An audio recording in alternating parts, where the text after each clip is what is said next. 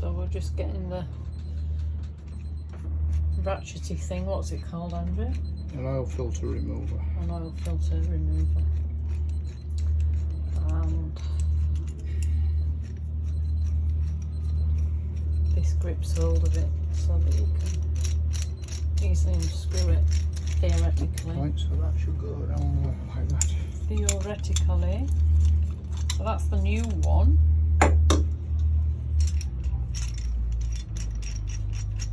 Make sure that fits that. Yeah, that would be a good idea.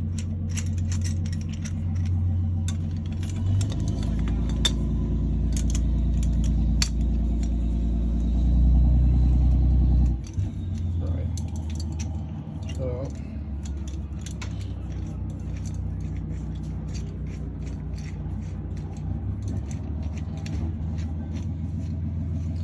Coolio.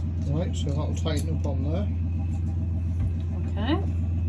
Now if we look at that, is that way around? Yeah. Right, that is going off that way.